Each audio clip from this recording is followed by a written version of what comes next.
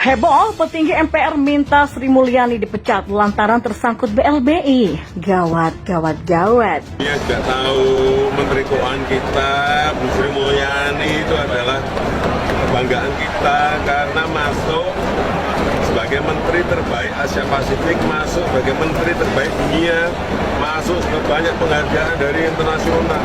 Semua orang menghargai kok. Semua orang hormat pada Bu Sri Mulyani.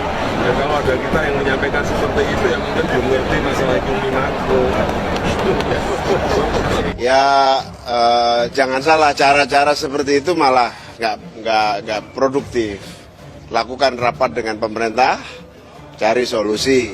Kalau dengan cara minta diberhentikan segala macam, biasanya malah dipertahankan sama Pak Jokowi.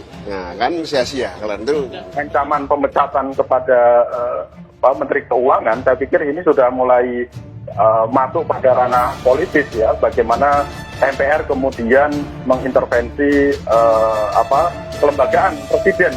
Penetapan menteri itu kan menjadi otoritas presiden ya. Nah ini yang saya pikir kita perlu melihat ya bahwa menjelang 2024 ini sudah mulai bermain ini beberapa menteri atau MPR ya, karena berlatar belakang politisi gitu. Ya, salah satu menteri andalan Jokowi di Kabinet Indonesia Maju adalah Sri Mulyani. Sosok wanita hebat satu ini selalu mendapatkan kepercayaan presiden lantaran keuletannya dalam mengatur keuangan. Pun dirinya tidak pernah takut berhadapan dengan mafia kakap yang menggerogoti uang negara. Sri Mulyani tidak takut menghadapi Abu Rizal Bakri yang terus menggolor pembayaran Lapindo, termasuk berhadapan dengan dua anak cendana yakni Bambang dan Tommy. Dan kini dengan berani ia menyerempet petinggi MPR. Bukan tanpa sebab, ini lantaran karena nama wakil ketua MPR terseret kasus BLBI yang kini tengah diaudit oleh Sri Mulyani. Alasan pemangkasan anggaran dijadikan alasan agar Jokowi memecat Sri Mulyani.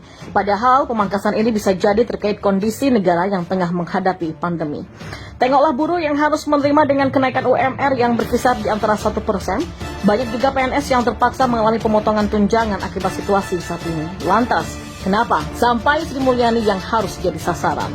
Ya, sebelumnya, seperti dilansir dari sindonews.com, MPR meminta Presiden Jokowi untuk memecat Menteri Keuangan Sri Mulyani. Hal ini disampaikan Wakil Ketua MPR RI Fadel Muhammad berdasarkan hasil rapat bersama 10 pimpinan MPR RI. Fadel menjelaskan, alasan MPR ingin Jokowi memecat Sri Mulyani karena minimnya anggaran MPR RI. Padahal saat ini MPR memiliki 10 orang pimpinan, sementara saat MPR masih 5 pimpinan, belum pernah ada pemangkasan. Sekarang anggaran MPR terbatas, padahal pimpinannya ada 10. Anggaran kita juga mengalami penurunan. Padahal dulu waktu pimpinan masih 5, anggaran yang diberi tidak diturunkan, kata Fadel.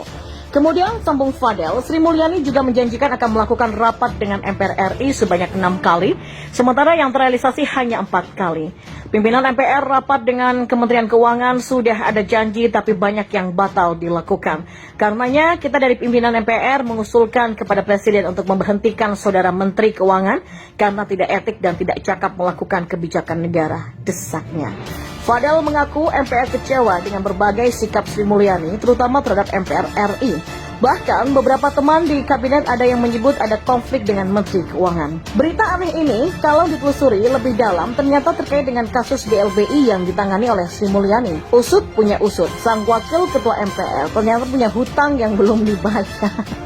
Luar biasa. Seperti dilansir dari katadata.co.id, data Kementerian Keuangan menyebutkan ada sebanyak 20 konglomerat yang masih punya kewajiban hak tagih pemerintah terkait pengucuran BLBI. Total kewajiban para taipan tersebut sebesar 30,43 triliun rupiah pada Desember 2020.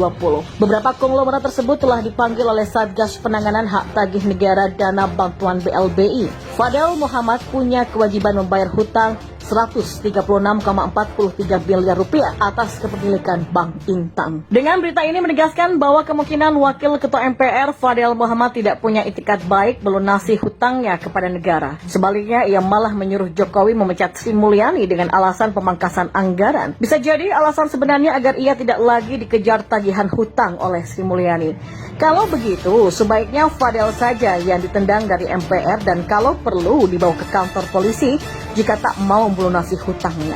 Zaman era digital seperti sekarang ini sangat gampang menelusuri rekam jejak seseorang. Di balik suara nyaring ke pemerintah, jangan-jangan ada kebusukan diri sendiri yang hendak ditutupi. Jadi ya, semoga saja Jokowi acuh atas teriakan MPR dan menyuruh Sri Mulyani untuk tegas mengusut kasus BLBI, sekalipun yang dihadapi adalah petinggi MPR. Kalau nggak mau ikut memajukan bangsa, setidaknya jangan jadi benalu bagi negara, toh. Sepak terjang Sri Mulyani sebagai Menteri Keuangan yang membantu Presiden Jokowi dalam mengolah anggaran pendapatan belanja negara tidak perlu diragukan lagi.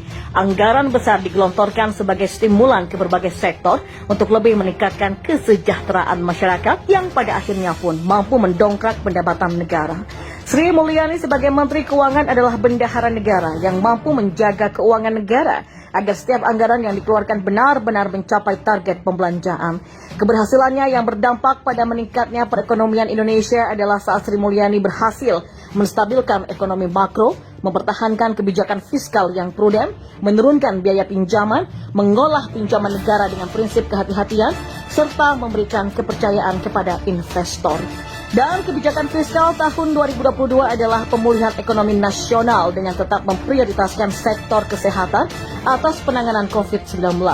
Menjaga keberlanjutan program perlindungan sosial untuk memperkuat fondasi kesejahteraan sosial, mencegah kenaikan kemiskinan dan kerentanan akibat dampak COVID-19, mendukung peningkatan produktivitas dan perbaikan kualitas sumber daya manusia atau SDM lewat peningkatan kualitas pendidikan, dan optimalisasi pendapatan negara termasuk perpajakan. Kita bangga atas kecakapan Menteri Keuangan Sri Mulyani sebagai bendahara negara dan penjaga keuangan negara, dan itu pun diakui oleh dunia. Enggak perlu disebutkan lagi apa saja penghargaan tingkat dunia yang diterima Menteri andalan Presiden ini, karena dan pantas saja jika Presiden Jokowi tetap mempertahankan keberadaan Sri Mulyani dalam kabinet kerja. Bahkan tidak mustahil juga Presiden pengganti Jokowi nanti juga akan tetap memilihnya sebagai menteri. Namun begitulah, ketegasan Sri Mulyani dalam menjaga keuangan negara itu menyebabkan sebagian orang ataupun lembaga merasa terbatasi dan tidak leluasa dalam memainkan anggaran yang diterimanya. Masih saja ada lembaga yang merasa kurang cukup dan kurang besar jatah anggarannya. Pada akhirnya yang digunakan untuk menyerang dan mencoba menjatuhkan Sri Mulyani adalah mendesak kepada Presiden Jokowi untuk memecatnya. Tapi mana mungkinlah Bambang ya. Sri Mulyani itu Menteri Keuangan yang punya visi yang sama dengan Presiden dalam hal meningkatkan derajat bangsa dan negara demi kesejahteraan rakyat yang berkeadilan. Enak aja main pecat. Memangnya ada yang lebih baik daripada Sri Mulyani? Desakan pemecatan itu disampaikan oleh MPR lewat Wakil Ketua MPR Fadel Muhammad dari hasil keputusan rapat 10 pimpinan MPR yang dilakukan secara hybrid, online dan juga offline. Desakan pemecatan muncul karena Menteri Keuangan Sri Mulyani dianggap tidak cakap dan dinilai merendahkan MPR. Tidak cakapnya Sri Mulyani versi MPR berbanding terbalik dengan realisasi hasil kerja yang dilakukan oleh Sri Mulyani selama menjabat Menteri Keuangan. Justru Sri Mulyani menunjukkan kecakapan tingkat tinggi dalam hal menjaga keuangan negara, mencermati penggunaan belanja negara agar tidak dihambur-hamburkan dengan seenaknya. Diakui atau enggak diakui, pada kenyataannya terjadi peningkatan fiskal signifikan di berbagai sektor real yang berdampak pada meningkatnya pendapatan negara. Lantas dalam hal apa dianggap tidak cakap? Apakah karena tidak menaikkan anggaran MPR yang konon dianggap anggaran MPR terbatas? Jika hal tidak menaikkan anggaran MPR ini sebagian dasar anggapan tidak cakap, maka bisa dikatakan MPR sedang ngambak dan berusaha menunjukkan arogansinya dengan berteriak mencak-mencak. Ingat, kami punya hak sidang istimewa. Tapi ya kurang pantas lah jika lembaga tinggi negara berpolitik murahan seperti itu dengan senjata pamungkas hak sidang istimewa.